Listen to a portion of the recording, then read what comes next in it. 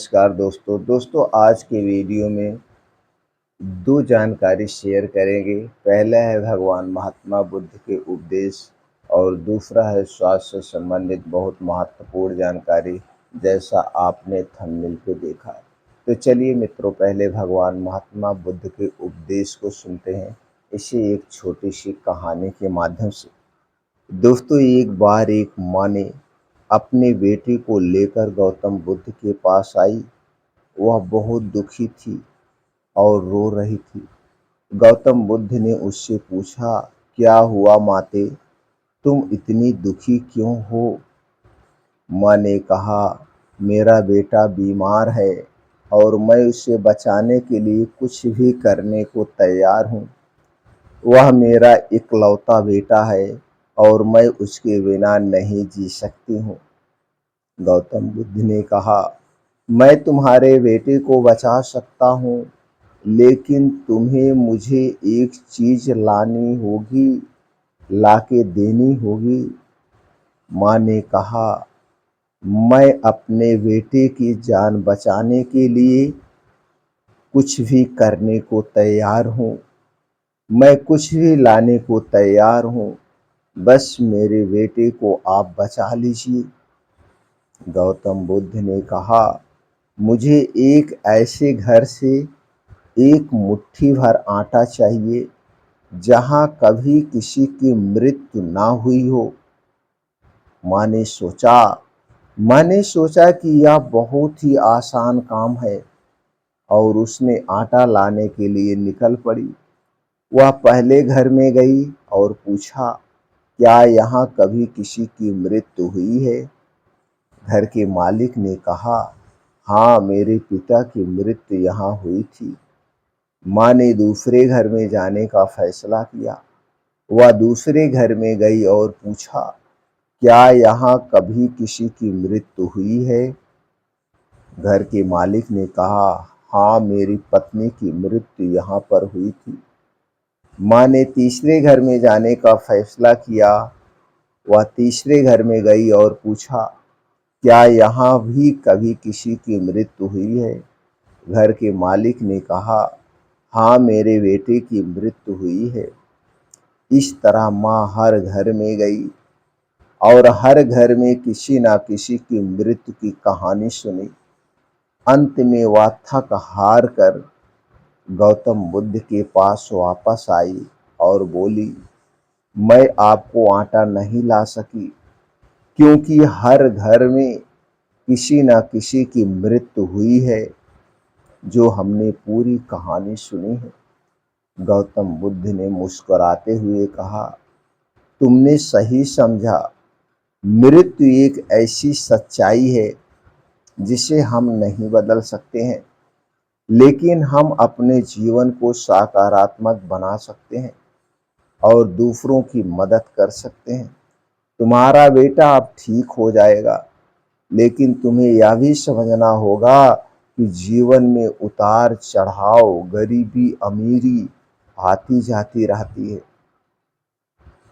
माँ ने अपने बेटे को गौतम बुद्ध के पास छोड़ दिया और वह ठीक हो गया। माँ ने गौतम बुद्ध को धन्यवाद दिया और कहा, मैंने आज एक महत्वपूर्ण सबक सीखा है। मैं अपने जीवन को सकारात्मक बनाऊंगी और दूसरों की मदद करूंगी। दोस्तों, इस छोटे से उपदेश से आपने क्या सीखा, हमें कमेंट सेक्शन में ज़रूर बताइए। चलिए मित्रों, अब जानते हैं स्वास्थ्य से संबंधित आज की जो सबसे बहुत ही महत्वपूर्ण जानकारी है, किडनी खराब होने के 10 मुख्य कारण। दोस्तों, किडनी खराब होने के 10 मुख्य कारण क्या हैं, उस पर थोड़ा सा प्रकाश डालते हैं। अगर ये बदलाव आप अपने ज़िंदगी में लाते हैं तो किडनी खराब होने से या किडनी से संबंधित बीमारी होने से आप अपने शरीर को बचा सकते हैं। दोस्तों, किडनी हमारे शरीर का सबसे बहुत ही महत्वपूर्ण अंग है। बहुत महत्वपूर्ण अंग है। ऐसे देखा जाए तो हमारे शरीर के सारे अंग महत्वपूर्ण होते हैं। तो दोस्तों, हमें ऐसी दिनचर्या, ऐसी डाइट को फॉलो करना चाहिए जिससे हमारा पूरा शरीर स्वस्थ और निरोग बना रहे। दोस्तों किडनी खराब होने के सबसे पहला कारण जो है वो है डायबिटीज।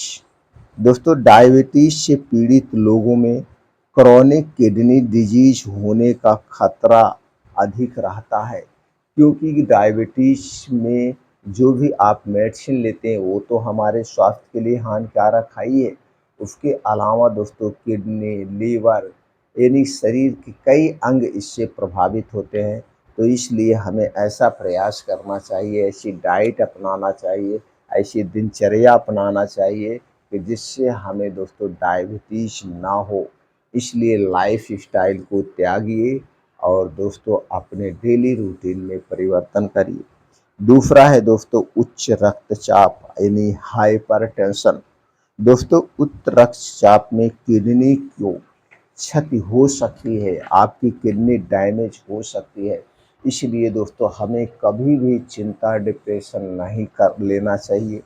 हमें हमेशा खुश रहना चाहिए, योग करना चाहिए, ध्यान करना चाहिए, जिससे हम ब्लड प्रेशर के शिकार ना हो।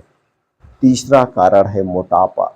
दोस्तों मोटापा के कारण क्रोनिक डिजीज का खतरा बढ़ जाता है। मोटापा बढ़ने से हमारे शरीर के कई अंग प्रभावित होते हैं। इसीलिए दोस्तों हमें अपने डाइट पे हमेशा ध्यान देना चाहिए।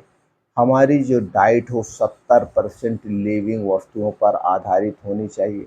अगर हम लिविंग वस्तुओं की बात करें तो दोस्तों हमारे खाने में हरी साग सब्जियाँ, ताज़े मौसमी फल, बीन्स को रात में भिगो के सुबह खा सकते हैं, अंकुरित खा सकते हैं, ड्राई फ्रूट्स रात में भिगो के सुबह खा सकते हैं, और अपने खुद के घर का डेयरी प्रोडक्ट जैसे दूध, दही, मट्ठा।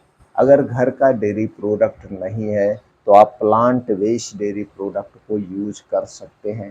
तो दोस्तों ऐसी डाइट करके आप मोटापे से बच सकते हैं। चौथा है उम्र। दोस्तों उम्र बढ़ने से भी किडनी की कार्य क्षमता कम हो सकती है उम्र के हिसाब से। तो ये भगवान की देन है, ये नेचुरल देन है, इसे कोई नहीं रोक सकता है। लेकिन लाइफ स्टाइल में बदलाव करके दोस्तों इस बीमारी से हम बच सकते हैं। पांचवा है पारिवारिक इतिहास। यदि मित्रों परिवार में क्रोनिक डिजीज का इतिहास है तो थोड़ा उसका खतरा बढ़ा रहता है, यानी खतरा बन सकता है।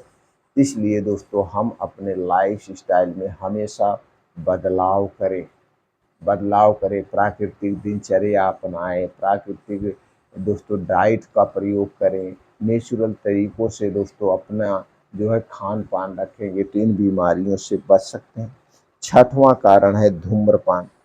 दोस्तों धूम्रपान से किडनी की क्षति हो सकती है, इसलिए हमें कभी भी धूम्रपान का सहारा नहीं लेना चाहिए।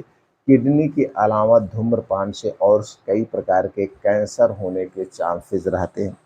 अगला है दोस्तों शराब का कारण। दोस्तों अधिक शराब पीने से किडनी फेल हो सकती है, जैसे कि बहुत सारे केसेस आप सुने होंगे, और शराब पीने के कई प्रकार के कैंसर भी होते हैं। इसलिए हमें शराब का सेवन कभी नहीं करना चाहिए। आठवां जो कारण है दोस्तों कुछ दवाएं। दोस्तों कुछ दवाएं जैसे पेन किलर, एंटीबायोटिक के गलत प्रयोग से किडनी फेल हो सकती है। इसलिए कभी भी आप अपने मन से ना तो एंटीबायोटिक का प्रयोग करिए और ना तो पेन किलर का प्रयोग करिए। हमेशा अच्छे डॉक्टर की सलाह पर भी इन दो दवाओं का प्रयोग करना चाहिए। नौवां कारण है दोस्तों संक्रमण। कुछ संक्रमण जैसे कि पायलोनेफ्राइटिस किडनी की क्षति कर सकते हैं। इसलिए दोस्तों संक्रमण रोग से बचने के लिए अपने शरीर की समय समय पर जांच कराते रहना चाहिए और उचित डॉक्टर से यानी अच्छे डॉक्टर से अच्छी सलाह भी लेना चाहिए। और 10वां है आनुवंशिक विकार। दोस्तों कुछ आनुवंशिक विकार जैसे कि polycystic kidney disease, chronic kidney disease का कारण बन सकते हैं। दोस्तों कुछ और लक्षण होते हैं क्रोनिक डिजीज के, जैसे क्रोनिक डिजीज के लक्षण में अक्सर धीरे धीरे विकसित होते हैं और शुरुआत में पता नहीं चलता है, लेकिन जैसे जैसे बीमारी बढ़ती है लक्षण अधिक स्पष्ट होते जाते हैं। दोस्तों कुछ सामान्य लक्षण इस प्रकार हैं। अगर आपकी किडनी में खराबी आ रही है, कुछ ऐसे लक्षण हैं, तो दोस्तों सबसे पहले थकान और कमजोरी, दूसरा है पैरों और टखनों में सूजन, बार बार पेशाब का आना, पेशाब में रक्त या प्रोटीन का आना, भूख न लगना, वजन कम होना, मतली और उल्टी, पेट में दर्द, त्वचा पर खुजली, अनियमित दिल की धड़कन, सिर में दर्द, याददाश्त में कमी, मानसिक स्थिति में बदलाव। यदि आपको इनमें से कोई भी लक्षण दिखाई दे रहा है तो तुरंत दोस्तों आप अपने डॉक्टर से परामर्श लें। क्रोनिक डिजीज का निदान और उपचार शुरुआती चरण में अगर हो जाए तो दोस्तों हम उस बीमारी से बच सकते हैं। दोस्तों क्रोनिक डिजीज से मुक्ति के कुछ उपाय भी हैं जो आयुर्वेद में सबसे कारगर है। तो दोस्तों इन आयुर्वेदिक जो औषधियाँ हैं, इनका सेवन आप आपके आसपास कोई भी आयुर्वेदिक डॉक्टर है उनके संपर्क में रहकर कर सकते हैं। पहली जो औषधि है, जो जड़ी बूटी है, वो है दोस्तों पुनर्वा। यह किडनी की कार्य क्षमता में सुधार करने में मदद करती है। दूसरी जो औषधि है वह है बरुड़। यह किडनी की पथरी को दूर करने में मदद करती है। तीसरी है गोछुर। दोस्तों यह किडनी की कार्य क्षमता में सुधार करने में मदद करती है। चौथी है कालमेघ। यह किडनी की सूजन को कम करने में मदद करती है। और अगला है दोस्तों है त्रिफला। दोस्तों त्रिफला किडनी की कार्य क्षमता में सुधार लाती है। अगला है दालचीनी। दोस्तों दालचीनी किडनी की कार्य करने की गति को बढ़ाती है। और अगली जो औषधि है आपके घर पे होगी दोस्तों, वो है तुलसी। यह किडनी की सूजन को कम करने में मदद करती है। तो दोस्तों ये जो कुछ औषधियाँ हैं, ये हमारे किडनी के लिए बहुत ही अच्छा रोल अदा करती हैं। तो दोस्तों आप इनका एक घर पे पाउडर बना सकते हैं। जैसे आपको पुनर्वा लेना 100 ग्राम, बरुड़ 100 ग्राम, गोछुर 100 ग्राम, कालमेघ 50 ग्राम, त्रिफला 50 ग्राम, दालचीनी 25 ग्राम, तुलसी की पत्ती 25 ग्राम। इन सबको सुखा के पाउडर बना के आप किसी कांच के बोतल में रख लीजिए। और दोस्तों इसी में से एक एक चम्मच पाउडर सुबह शाम गुनगुने पानी के साथ आप ले सकते हैं।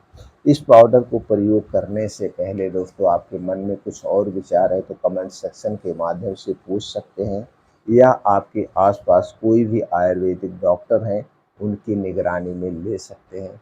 दोस्तों फिर मिलते हैं अगले वीडियो में।